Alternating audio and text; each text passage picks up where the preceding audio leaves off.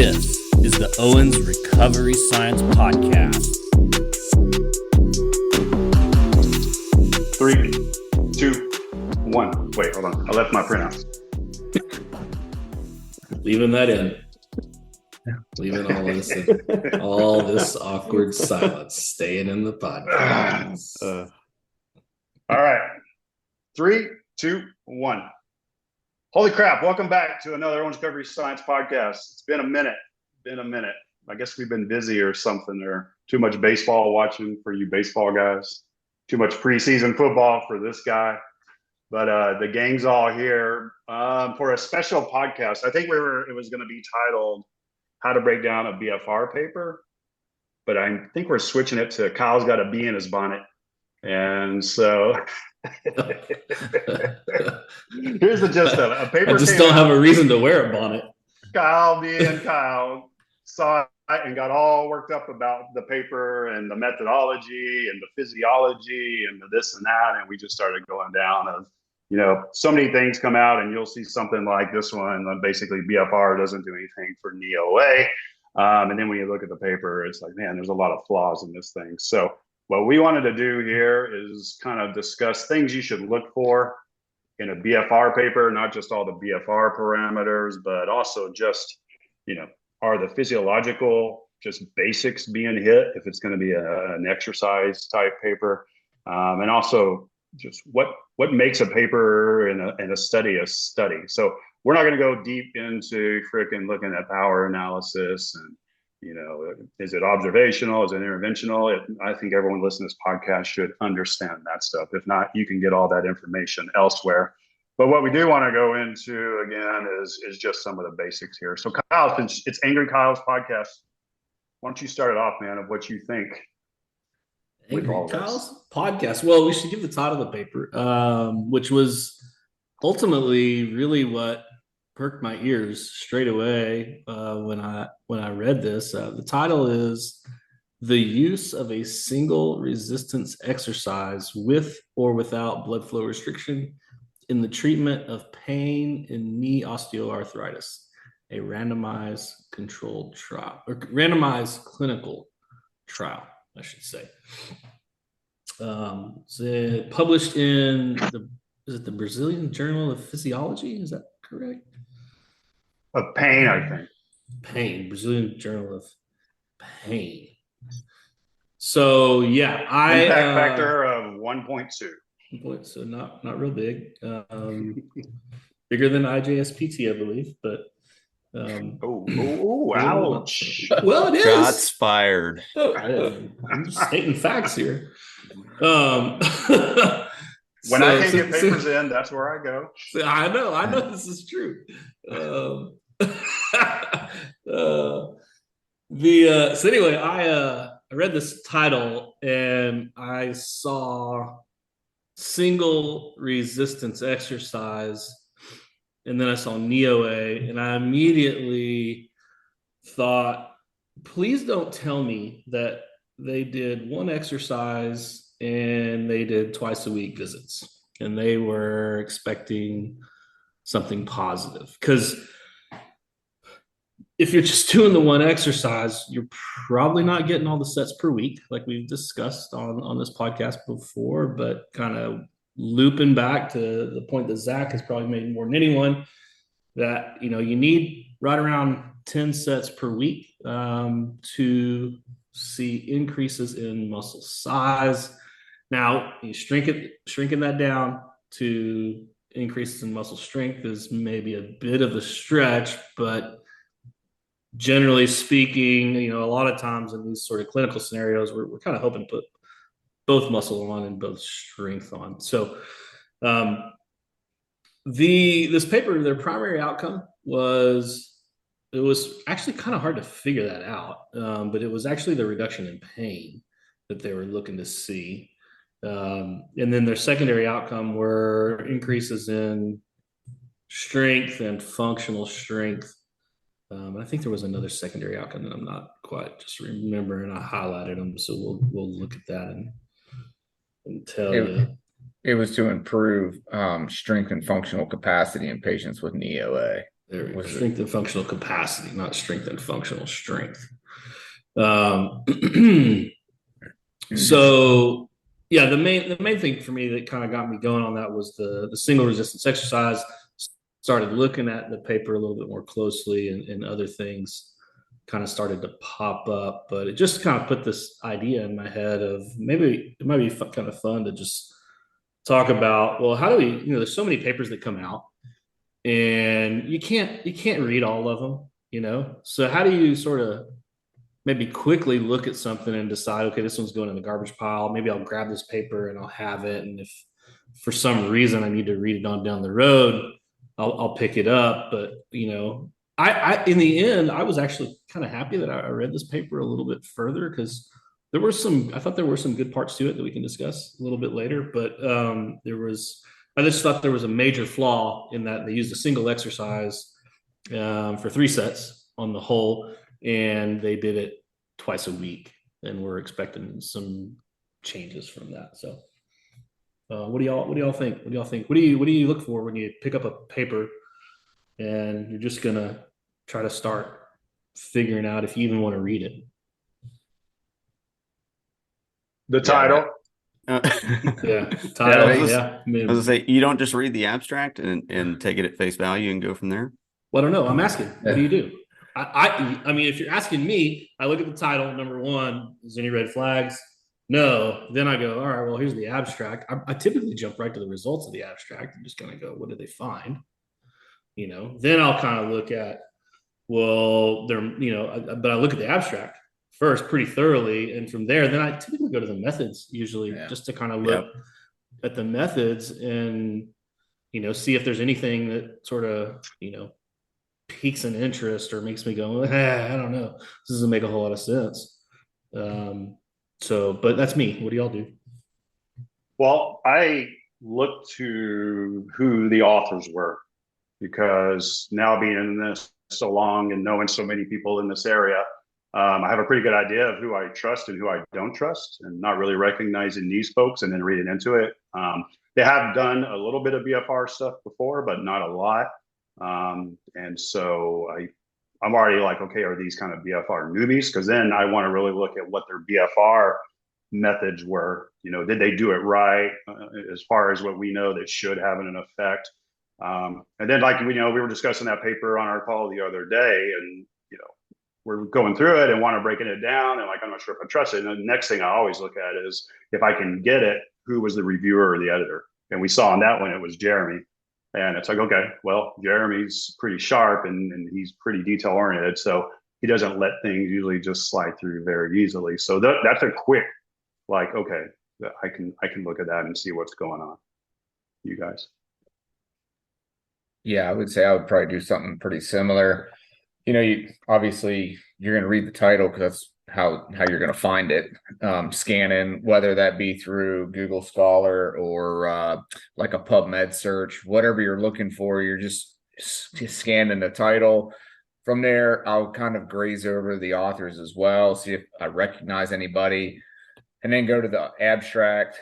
And if I find that it kind of looks like it may kind of fit what I'm looking for, I want to look at it a little bit deeper, I'll pull the full text.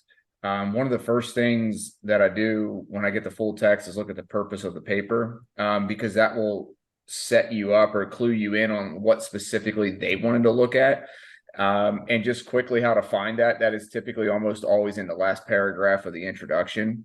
A lot of times as well, they'll have the author's hypothesis is going to be right in that last paragraph of the introduction as well. So it's always good if the authors put their hypothesis in there. A lot of times they don't. I was just going to say, a lot of times they don't put it in there. A lot of times they don't, but it kind of, I'm sure we'll get into that a little bit later about, like, if you're setting up a p-value and you're going to statistically analyze this, you obviously have a hypothesis because you're testing the null hypothesis. So from there, like Kyle mentioned, pretty much right into the methods. Once I get to the methods, I look at what the groups were. Do we have a control group? What's a control group consist of? Were they training? Was it just a straight up control where we don't do anything? From there, the training parameters, are they matched, equated to some extent, volume matched, effort matched? And then on the BFR side of things, I look at specifically what pressures were used, how they determine that pressure. Was it just basically we're getting pressure one time and then we're applying that percentage of limb occlusion pressure throughout 8 weeks, 12 weeks of a training study? And then I'll look at the how they determine load as well. And then obviously, because that will go into the outcome measure that they're looking to see changes in. Was load reassessed throughout the training plan, or did they simply just do 20 or 30% 1RM for 12 weeks and kind of go from there? Yeah, I don't really have a lot to add on that. I mean, typically go about it the same way. Start with just looking for that hypothesis. Are they, stating up front what they're looking for after going through the abstract, and then getting into the methods, which typically leave a lot to be desired as far as what they report they did and how they set it up, and then, go from there and look at results and conclusions. So here's something I think we should discuss, which maybe doesn't get discussed enough. Is the trial registered?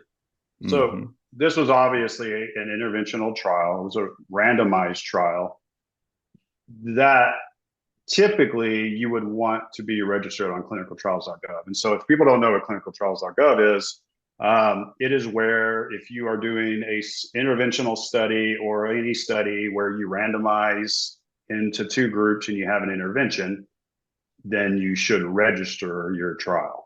You don't have to, but most institutions require you to do it. Most IRBs, good IRBs, are going to want you to do it. And if you get a grant, if you get an NIH grant or our DoD grants, part of getting that grant is you have to register your trial.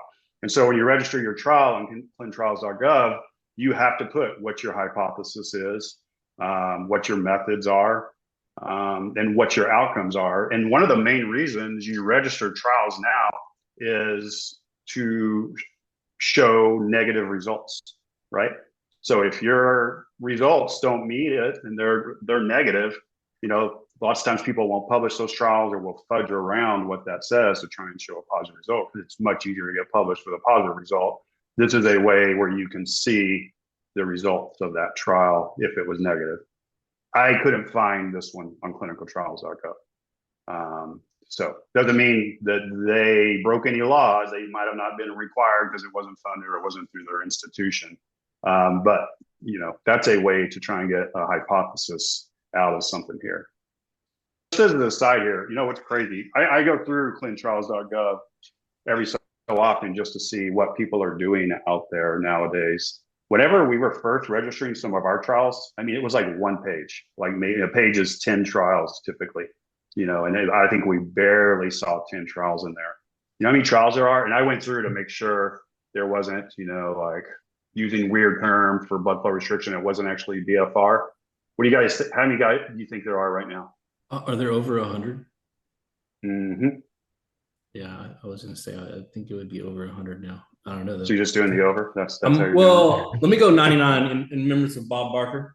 177 trials. Wow. Right now with BFR. Isn't that nuts? That is. Let me see real quick. Let me just put in the search term for osteo. I was going to say, usually on. I had to put it all in a spreadsheet to be able to break it all down. There's a couple of double hits on here, but it looks like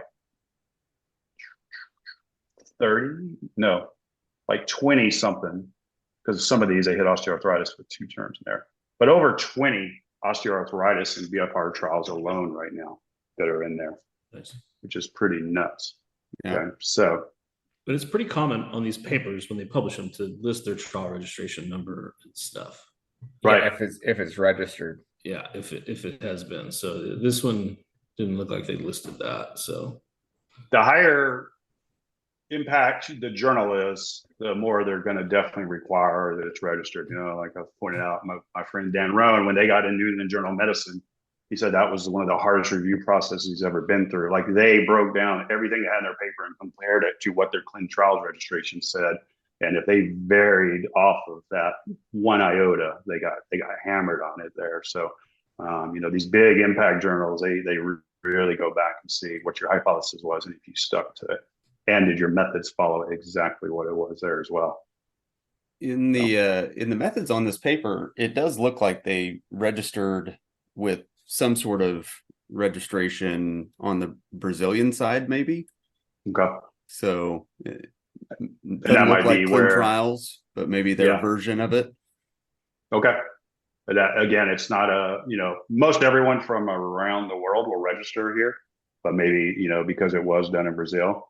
Mm-hmm. I mean, dude, if you just go look at these, so you got Utah, Kansas, Duke, University of Cal, Oklahoma, NYU Langone, George Fox, Henry Ford, Aspetar, Minnesota, Rush, Turkey, Belgium, University of Washington, Brazil, Twickenham University, University of Missouri, the Balearic Islands, China, Norton Healthcare Systems, Zenova, VA, University of Colorado, University of Ghent. I mean, it's crazy from around the world how many people are looking at BFR right now. Again, we always say this is one of the most researched things I think that are out there. But anyways, if y'all want me to read off all 170 something, I will. no, that's okay. We're good, John. Okay. All right, fast on that one. So, like, quick recap though. What does the registration of a trial help control for? A lot of, like, I would say the pretty generic terms like p hacking. It lets other people know like what is being done. It kind of gets your trial out there, what you're looking at. And then, like Johnny was just talking about specifically as well, when it comes to the hypothesis, a lot of times what'll happen is if your project doesn't get a positive result, you'll try to run numerous statistical tests to see if you can get a significant finding. And then you report on that. But by having your trial registered, and anytime, I can't remember if Johnny just talked about this or not, but when you make an edit on that clinical trial registry, it documents that. So you can see historically all the edits that have been made. So if the hypothesis has changed, you can see that. So I would say that's probably the big reason why is it lets everybody else know what you're currently working on or what your project is, so you don't start getting repeats of the same thing or similar design studies. And then accountability. Right. There you go. And typically, like, we've had to make edits, and we had to change the ages on enrollment because we weren't hitting enrollment. So we had to either bring it down some or bring it up some, or we've changed pressures, you know, like our femur trial. You know, people weren't tolerating that pressure, so we had to keep dropping the pressure down. And when you change it on the IRB, then you're supposed to go back to clin trials and put an edit so that you know what the pressures actually were. And also, people come to us all the time. Do you guys have any ideas for a BFR trial, or is anyone looking at MS? I think there's 4 MS trials on there. So you can say, just go to clinicaltrials.gov, type in blood flow restriction, type in multiple sclerosis, and it'll pull up all those trials so you can see what those trials are. So this registry will serve as basically a resource to see what's being done, or what has been done.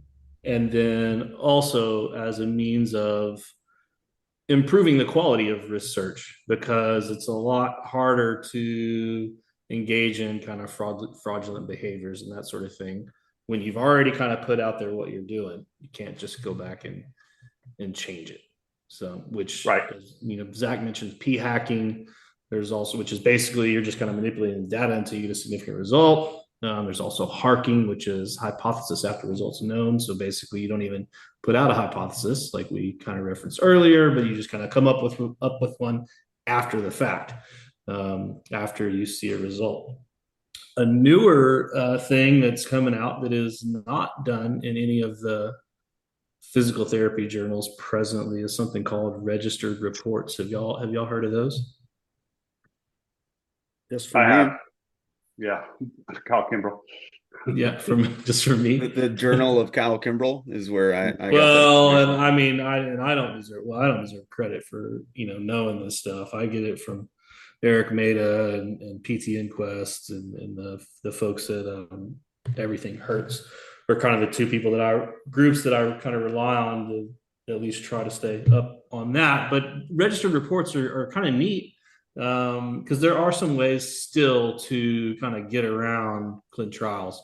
And what the registered report does basically is you essentially put together a study. You figure out, how it has to be powered to get results. You run all, you disclose all of your methods, all the statistics you're going to use, and all this, and you write up a big paper, basically describing how you are going to conduct this study, and you submit that to a journal.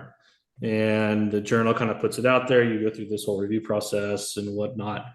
And then essentially what they'll do is they say, all right, and they publish your paper on how you're going to conduct this trial. And it's essentially an agreement then to publish your study after the fact, regardless of the results. So that kind of gets rid of some of that, only publishing positive results and all that. So it's another kind of open science,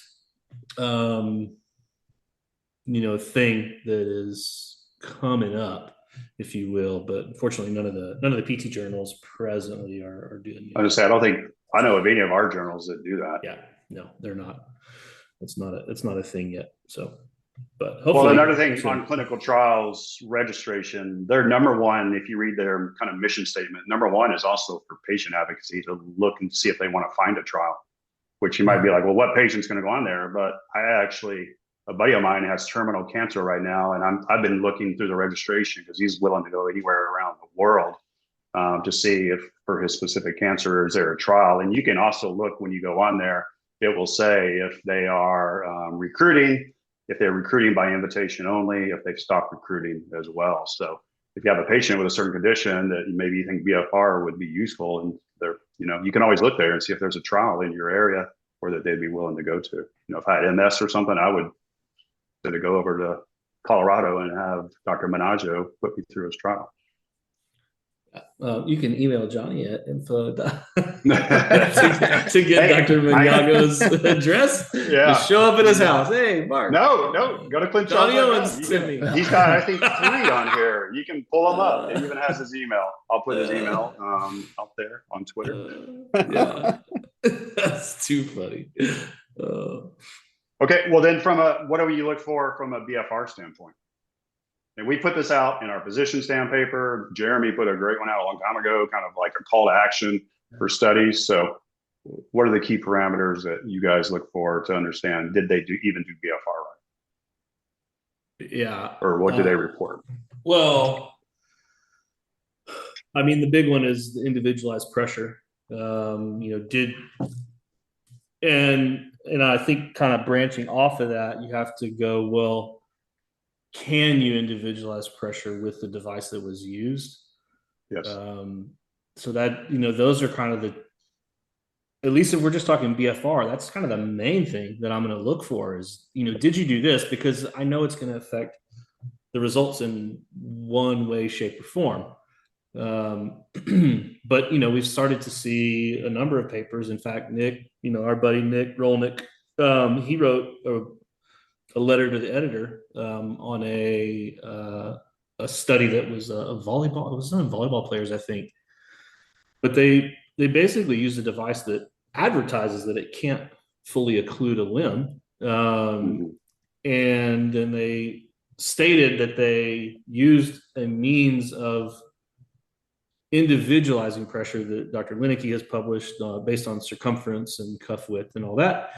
And so they use that. And it's like, well, but that equation that Dr. Lineke put together, it won't work with a cuff that cannot occlude a limb. So, Right. those are kind of the things for me is I want to know, first and foremost, did they individualize the pressure?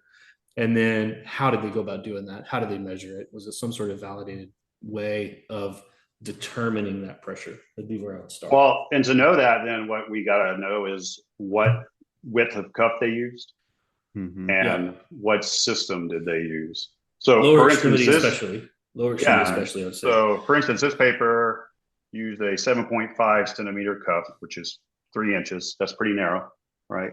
Not super wide. And said they got 70% LOP in standing on this. Now, we did a paper looking at KATSU devices, which aren't too far off from the width of this cuff, and we could not get full LOP, even at 400 millimeters of pressure with the KATSU device, looking at the popliteal artery. So right off the bat, I'm like, did you guys, are you really at 70% LOP here with that narrow of a cuff? How are you getting that? And it could be they're just getting one superficial artery. That's part of the problem when you're just doing something like that tibial artery. There could be all sorts of other arterial supplies that you just can't measure doing a distal measurement like that. And they also talked about doing bilateral cuffs, but didn't really explain if they measured one limb at a time, which I'm assuming they did because that would make sense, but they don't really say. And they also did it in standing, which is another thing that's going to alter how much pressure you need to get occlusion. It'll make it even harder. And pressure is going to be higher. And, using 70% of that higher pressure, we don't really know if that's going to be the best target. And they don't include any information on whether or not they measured more than once, in a 12-week study. So that could be another factor that would affect, is that 70% going to be the 70% throughout, right? Right. Or could they ever even get it, which I'm really suspect of. Right. And it would be good to know the device. They did put their device that they used, but I searched high and wide and I can't find anything with that thing. So I think it might be just like a blood pressure cuff. I'm not real sure. But if that's the case, it would even keep pressure, right? So if you did get it, it's going to be all over the place. There's going to be a paper coming out soon that just shows the variability in all these different devices. It's huge, and the ability to keep that pressure. Like we used Delphi, it was basically right on, didn't lose pressure and kept it at what the pressure was. A bunch of these other devices, it's like all over the place. And a lot of these pump-up ones, we know they just kind of drop pressure over time.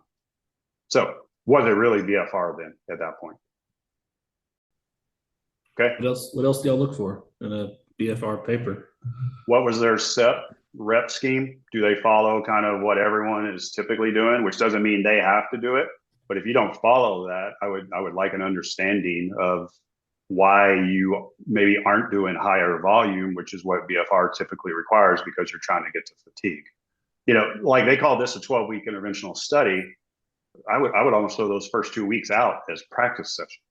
Yeah, first week they did one set of 15.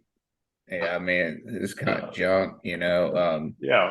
Here's the thing, like to put this into perspective of anybody who goes to the gym, their entire 12-week protocol were like warm-up sets at the end of the day.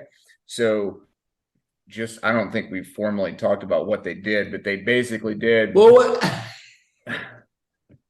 What? I don't want to see it too far off track here. Okay. So what we talk about or what we think, you have to look at the volume that they're doing. We think somewhere in the ballpark of getting to a load 20-30% 1RM for 75 reps. And then what has been out there and what we kind of push on progressive overload is you get to failure, you get to that fatigue point in that last set of exercise, then you start progressing the load. And then, ideally what you want to see is a reassessment of their 1RM or however you're basing the strength that you set the load to. You reassess that roughly every 4 weeks. So you formally reassess the training loads that way, but you just kind of progressively overload them in between as they're able to complete the 75 reps. Right. So to The answer your most question, they Kyle, did was 45 reps. yeah. Once they finally got into this. Yeah. Yeah. So I was just going to say, beyond what we talked about with BFR parameters, a lot of the rest of what we're looking for is, does this match what we know about exercise prescription principles is, the big target. If we're way off track with exercise, BFR isn't going to save it. And I think we've talked about that multiple times. Yeah. Which I think, requires you kind of coming to the table when you're going to look at a paper like this with some level of exercise knowledge. You need to be kind of coming to the table to pick up on these things pretty quickly. It really helps you to pick up on that. So, yeah. And I guess we need to put it out there. We didn't say their conclusion was BFR didn't do any different than low load for people in the OA. No significant difference between the two. And so right off the bat, you're like, okay, let's understand, is this true or were there some fallacies here? So because that goes against what we know, at least what we think we know. Right. Yeah. There's been plenty of physiological papers, Luke's papers. Well, they put out there like, this is the first paper that's ever looked at knee pain in clinical people doing BFR. It's like, really? Did you do a little bit of a search? I mean, they made a number of questionable statements. Yeah. And they kept citing one specific BFR review paper and calling it a study over and over from a paper that I don't think is a great paper. Okay. So volume. One thing that is always interesting is you'll see these methods and it's, we did the typical 75 rep scheme at 80% LOP, and that's all you see. And we did this on post-op ACLs. No freaking way, dude. I mean, show me your week 1 or 2 post-op patient that's like, hell yeah, put me on 80% and let's go. I'm hitting 75, And I've even asked some people on papers that come out like, really, did that work? They're like, oh yeah, we had no problem. I'm like, Jesus, you're better than I am because we have a hell of a problem. So in our trials, we do have to document the total volume of work, the load, and what their final PTP, their personalized tourniquet pressure was in each session. So we can go back and do a subgroup analysis. And I think that'll be valuable. And with these bigger trials, hopefully like the FEMUR trial, if we can say, dude, the first 4 weeks after surgery, they could only, on average, could handle like 62% LOP. And that's like, okay, then we start understanding, we need to start a little bit lower and go up. Now it's impossible. You couldn't put every session and every subject in there, but you can kind of show what an average volume of reps were maybe over time, as well as what your LOP averages were over time. Anything else on a BFR side that you guys would look at right away? So tell us the width of the cuff, tell us your LOP, how you determined it, tell us what kind of device you used so we could understand, was it auto-regulated or non-auto-regulated, a pump-uppy thing versus an actual surgical grade tourniquet. Tell us what your volume is. If you're gonna go and create your own volume scheme, is there a reason? You could say, we just didn't think this patient population could tolerate 75 reps. Okay, well, but then you're missing kind of the physiological basics of BFR, of trying to get that muscle to fatigue. Did you increase? And we've seen this in multiple studies where they, like you pointed out, Zach, they never increase load for some reason. So you got to increase load. You got to reassess LOP because it's going to change over time. Both. I mean, it changes visit to visit. Yeah. Like I got the case that I use, at least when I teach, that guy's LOP changes 40 millimeters of mercury on occasion from visit to visit.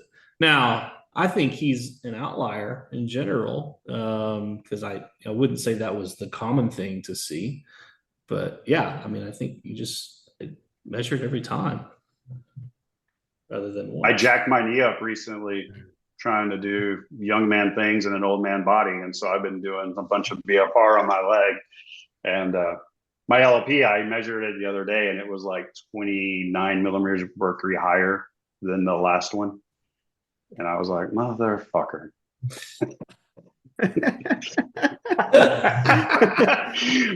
We're always hoping for that lower number. Higher? Yeah. You know, the other thing I was going to say was when you're talking about on the volume side of things, if you don't if you deviate from kind of a standardized set rep scheme, I think the thing of it is that you have to put in there too, as you kind of talked about, if you modify the tourniquet pressures and stuff, if you miss on pressure or you miss on load, making sure you get high effort, because just from the pure muscle standpoint, that is what drives muscle growth. It's not load. It is really effort, and the effort exerted by the muscle.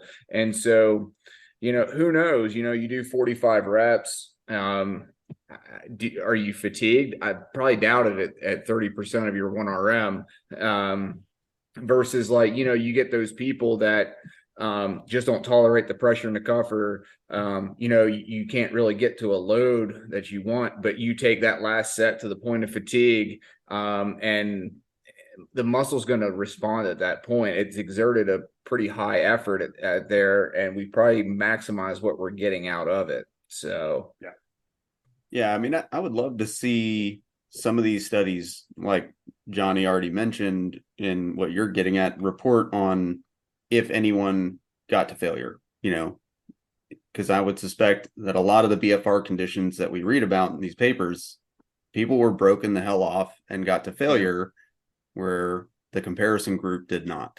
And, it'd be nice to know that. I mean, that's some of the studies. I don't know that I fully trust that they did what they said they did, which is why we're having this conversation, because for somebody to do 30% 1-rep max at 80% LOP when they're relatively, unfamiliar with exercise, good freaking luck. Yeah. Getting through a volume of reps that we know that they're trying to target. So. And to be fair, there are a number of papers that are BFR papers that have done that, that do give you effort, that do tell you they went to failure, that do report the number of reps. I think that they are typically not clinical papers, right? If we're being upfront on that, and so it would be certainly something that would be nice to see taken from the exercise phys side of things and transferred into the clinical side of things. Then another big piece is, how are you measuring what you want to measure? So for pain, fine, they use a VAS. On this one, they also had as one of their primary outcomes was strength. And for people with NEOA, their baseline test was an isokinetic 60 degree a second knee extensions. That will break off. If anyone's ever done a 60 degree a second isokinetic test, that is hard. So I bet these people really suffered at the start whenever they tried to do that specific test. A hierarchy would be an isometric dynamometer test would probably be more feasible in this population, and you're hopefully taking out some of that probably anterior knee pain they first had. Because both groups got more strength on that repeat isokinetic test over time, but they trained for the test the entire time. So both groups are just doing low load knee extension exercises over time. And then it's like when they repeated the test 12 weeks later, they got stronger. And these people are like almost went out, oh my God, look, low load seems to really increase strength, doing it twice a week for 15 reps for the first, when you're starting. And it's like, these individuals probably were like, Jesus Christ, that test sucked at baseline. And then they trained for 12 weeks and then they repeated that 60 degree a second test. So again, I think that's a rough one to use on this population. Yeah, well, I would raise serious issue with the claim that these people's strength actually, like their muscles' ability to produce force actually changed. It's pain. It's pain. They did a bunch of low load exercise. Yeah. They settled their pain down, and Yeah. now your knee doesn't hurt as much, and you can produce more force. Like it, we don't have anything from their methods that would suggest that they did anything that would even physiological closely yeah, represent something that would create adaptation in muscles. So right, it broke the laws of physiology, but then they're reporting like, wow, check out these strength gains we made, and it's like, yeah. no, you used a painful test and adapted them, and they did show their pain was better after 12 weeks. So hell yeah, they're probably going to do better on that. Which is kind of wild too, if you think about it, because their primary outcome was pain. Like this, they're telling us up front, this is the thing that we're trying to create change in. And then their secondary outcome, which is strength, which is where you start getting into these potential for false positives and things. And so it's like, why? I don't understand why they even went down that road. They should have said, wow, this is really cool. Like we just showed that low load exercise, just twice a week is all you got to do, can settle people's pain down. And then gone from there. Like that would have been a perfectly fine thing, in my opinion, to claim for this study, and it would have been perfectly appropriate. There's just all the other stuff that how they tried to tie it to strength, which I was like, I don't think you can tie this to strength increases. But. Well, then they spent a paragraph explaining that it's probably just placebo for both these interventions. Yeah, that's the other piece is like, there's definitely a strong possibility that it's all placebo and just kind of regression to the mean stuff here. So, yeah. I mean, I think if you look at their even the strength changes, they hit on that. Like there was these increases. I mean, in the grand scheme of things, in the reality of things, they're not that impressive. The people, when they put up their relative strength, like kilograms of force divided by kilograms of body weight, started at 0.37, and they were their 1 RM was 28 kilograms, and then it went up to roughly 42. You're just kind of guessing. That's the other thing that sucks about these like papers like this. It just throw a bar graph that don't give you absolute numbers, so you can actually look and see what was the percentage change. You're just trying to eyeball it. But over 12 weeks, I mean, it comes out to like a 40% change, which you look at it and you're like, oh man, like that's not too shabby, but that's 3 months of work. And I can tell you, in an untrained population, when you do a little bit of anything, you're going to get a response. And so I would anticipate a little bit more of a robust response within 6 weeks compared to the 12 weeks. But they still are their 1 RM strength and their is still under their body weight. Even at the end of 12 weeks. So they're not really close to what you would ideally look at with like a normalized value. Agreed. My main favorite line in this one was, it should be noted that the main advantage attributed to BFR is to be an effective clinical intervention used to increase strength in healthy individuals. So BFR is a clinical intervention that we know that its main reason is to help healthy individuals get stronger. No, I'm not sure about that statement there either. So maybe it was just lost in translation. Well, somebody, y'all brought up something that I feel like we missed out on when we were discussing what we look for with BFR, which is the sham protocol, or the potential for a placebo type effect, which is something that we have a discussion on pretty frequently. And, this one didn't really show much of a difference between groups. So wouldn't think it would be a, BFR placebo kind of, potential there. But I do like the option for something other than BFR to be the placebo, like I think we've discussed the nocebo trials. Jamie's trial. With his ultrasound. Yeah. So, I mean, that's a third arm, so it makes it harder, but that's definitely great to see. And let's talk about what a BFR sham typically is. And that's why everyone's like, well, was this a blinded study? It's like, dude, how are you going to blind this? Like, really? I mean, I think I know. Falling off. Yeah. So typically people will use 20 millimeters of mercury as a sham protocol. And that's enough to just basically keep the cuff on. And you got to be careful, because if you start to get into around 50 millimeters of mercury, you're getting venous occlusion probably. So then it is an actual intervention. So it's enough that it barely can keep the cuff on. And they're like, well, we turned the machine around so they couldn't see the number. It's like, no, I think they knew, especially if they're in the clinic and these other people are doing this and the cuff is on there. So, but that is the sham intervention that we see. I never bother with it. There's some trials I'm involved with where they're doing the sham, and it was because we just had to stay fine, teach them how to put it at 20 millimeters of mercury on the system.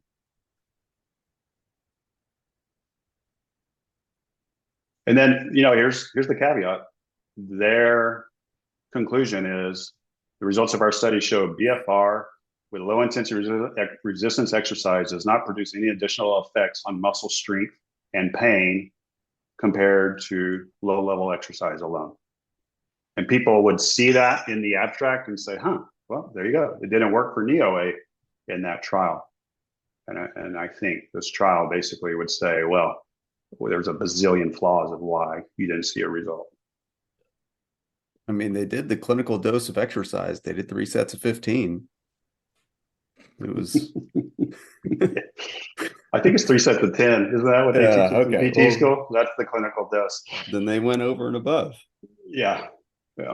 We did. There's at least one thing that we haven't kind of chatted on yet with regard to this paper specifically that Zach started to mention, and I pumped the brakes on him because I wanted us to kind of stick to BFR right then. But in terms of just kind of looking at methods and picking things apart, I mean, those methods should, I'd say, reasonably follow what you might anticipate doing clinically.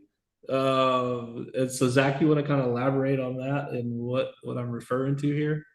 Yeah, I mean, I think like if you look at their set rep scheme, that's honestly about a warm up for anybody who actually goes to the gym. And so, they did, Johnny mentioned it. The first week was just 1 set of 15. I mean, I couldn't imagine bringing someone in the clinic, collecting a copay, put them on the leg extension machine. Okay, just do 15 reps here. All right, we'll see you again on Thursday. We're going to do the same thing Thursday. And then next week, what we're going to do when you come in is we're going to put you on the leg extension machine. We're going to do 2 sets of 15. You better be doing a bunch of massage and everything else to make them want to be there. Yeah, and then by the third week, we're finally going to do our 3 sets of 15 at 30% 1 RM. Here's the thing. I mean, like I said, you go to the gym, those are warm-up sets. In fact, like people typically are going to do more in a warm-up than what these people did for 10 to 12 weeks. So yeah, it's nowhere close to what is needing to be done, especially when you don't report on the effort that was exerted. So how close were these people to the point of fatigue? Yeah, that's actually just throw out there. My warm up is 4 sets of failure at 80% 1 RM, just so you guys know. Then I bump it to 90 to 100 for my actual workout. Yeah, that's why my knee hurts. That's where we have that problem with the subjectivity of failure. Yeah, exactly. So that wasn't what I was talking about, Zach, which is even funnier to me. I thought for sure you were going bilateral. The fact that they exercise bilateral for a unilateral condition. Expected unilateral changes. So there's that issue as well. And just a prelude to that, some of the things like people ask during a course or whenever you talk to them about BFR, they're like, well, can you do this bilaterally? And sure, like you can certainly do it bilaterally. I have access to do it bilaterally. We have 2 units in the clinic. So the issue is not units and the feasibility of doing bilaterally. What you have to understand is if you're going to train, if you have a good leg and a bad leg, so to speak, what's the point in doing it bilaterally? Because the good leg is going to be underdosed if you're dosing it to the bad leg, so to speak. And then ultimately what's going to happen is once you start to get to the point of fatigue or that bad leg starts to tire out a little bit, the good leg's just taking over. And so, if you're going to do things bilaterally, whether you're using BFR or not, you have to train the legs unilaterally. 70% 1RM on a good leg is going to be completely different than 70% 1RM on a leg coming off a total knee, on a leg coming off an ACL reconstruction, what have you. But that's what, Luke's ACL paper, they did BFR on the involved limb, and then they did non-BFR. They trained bilaterally, unilaterally, exactly like that. It's what you have to do.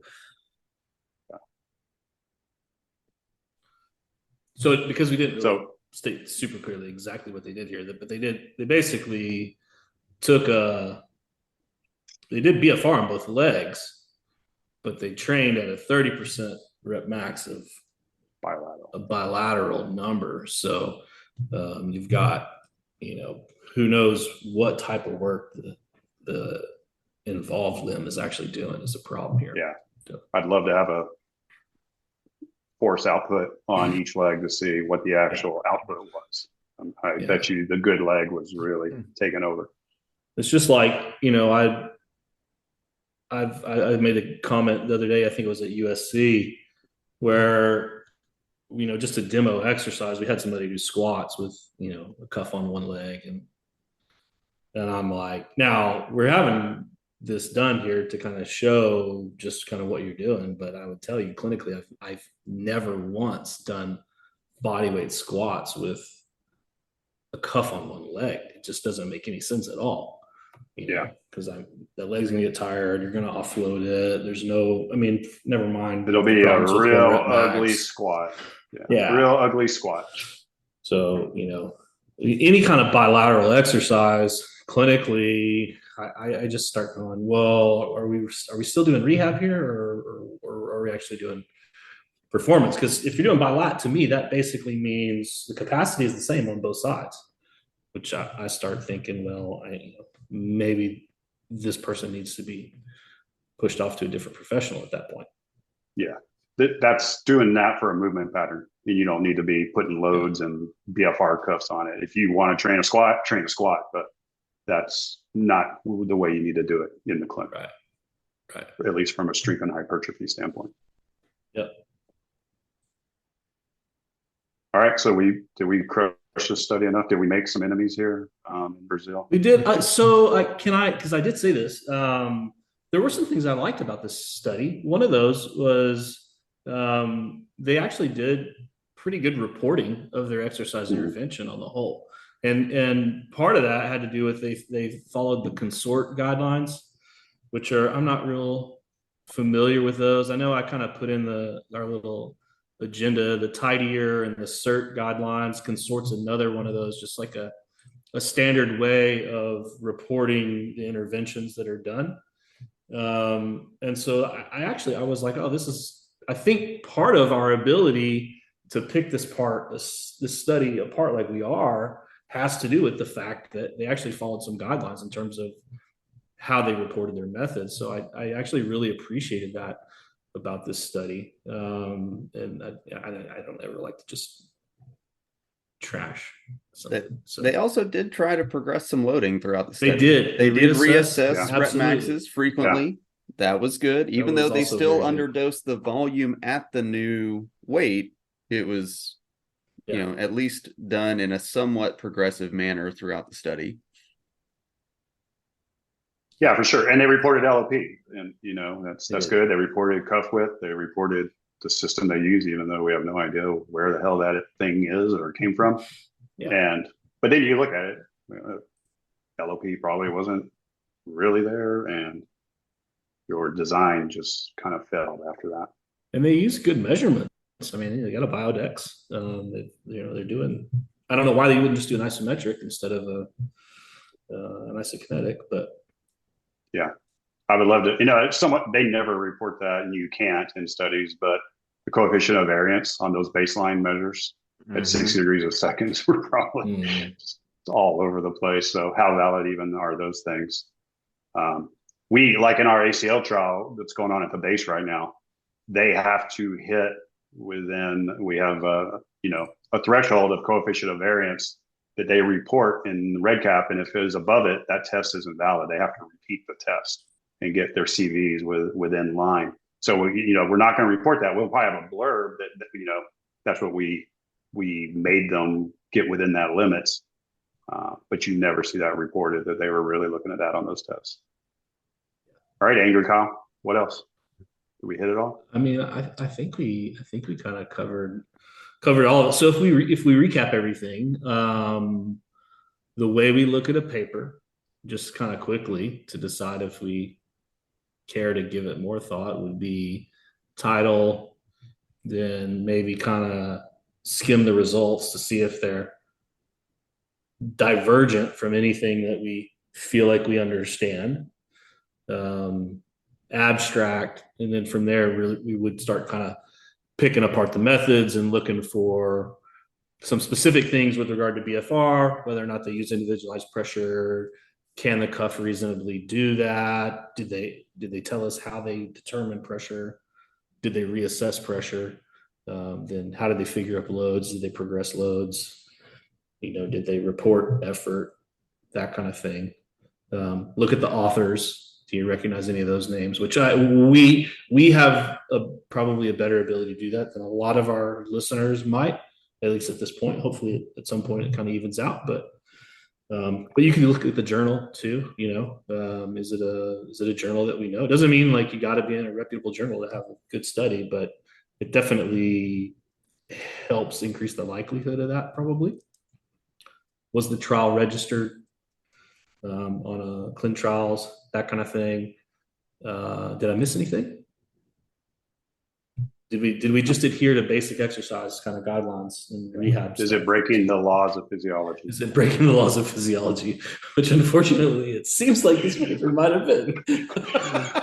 Low load exercises is like, they might have been hoping to. They might have been hoping I won this time, bitches. Twice a week, 45 reps at 30% 1RM. I can make everything better. That's too funny. All right, man.